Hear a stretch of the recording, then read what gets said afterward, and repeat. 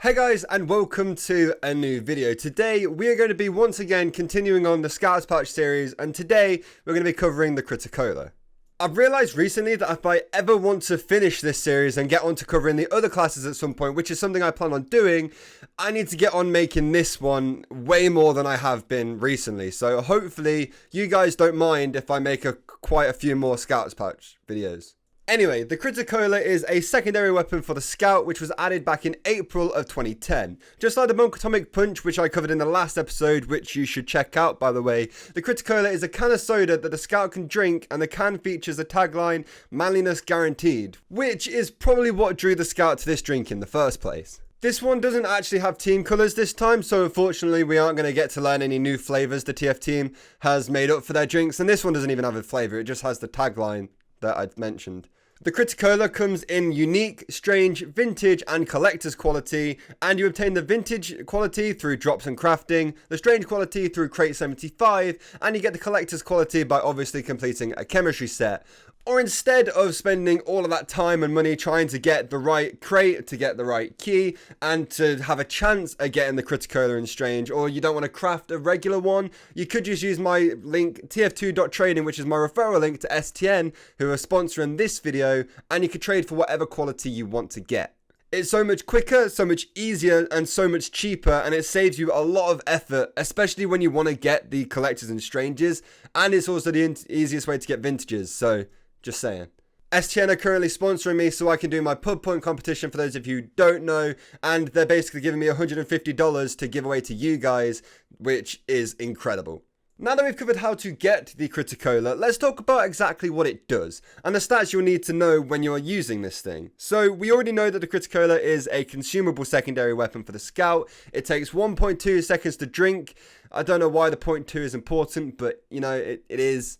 When you use this weapon, you get granted mini crits for a total of 8 seconds, which, if your aim is good and you're in the right place at the right time, can be deadly to the enemy team. Especially if you're playing like a cough map and everybody's really grouped together and you time it perfectly, you could be doing a lot of damage here.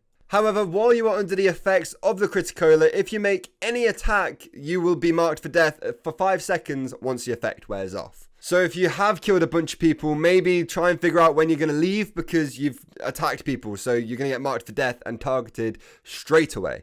Once you've used it, and assuming you live and kill a whole bunch of people, your recharge timer on this item will be a total of 22 seconds, which takes quite a lot of time when you're sitting there waiting for it. But depending on what map you're playing and your position on the map, you could just run back to spawn and refill it straight away. But then again, it's not the end of the world if you can't. The scattergun is ridiculous. Like I said earlier, the Criticola is a very deadly weapon when used right. As it takes slightly over a second to drink, I would recommend standing behind cover while you wait for the Scout to drink it, and then peek whatever corner you're hiding behind and hopefully destroy whoever is standing there waiting for you. This works really well in close quarter maps like Harvest and stuff like that, because all of the enemies are constantly put together so much, especially when they're on the point. You could drink it outside the point, run into it, deal a lot of damage and get out fast. I definitely would not recommend drinking this out in the open where somebody can see you, because a sniper will have a very easy time hitting your head. In fact, with the way TF2 taunts work sometimes, I think you might actually be alright standing out in the open. You might be fine. But I would always recommend running away, especially if you have been attacking people after you've used the Criticola, because you don't want to get screwed over by the marked for death debuff. I mean, you don't have to, you could just keep going if you want. I'm not your parents, I'm not going to tell you not to do anything, but you know, I'd recommend it. I definitely think if you're not a massive fan of the pistol or anything like that, this is definitely an option you should be looking into, especially if you don't want to use the Bonk Punch either. Like, this is a really good secondary to use. It's really strong and could leave the enemy team absolutely livid at you, which I think is the whole point of this game. No?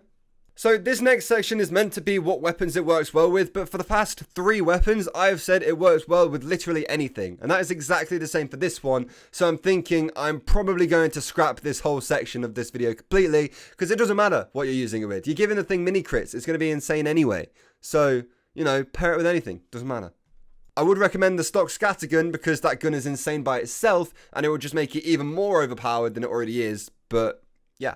I'm really sorry to say that once again in a Scouts Pouch episode, I'm saying I really like the weapon. I know, I don't seem to hate any Scout weapon when I'm using it.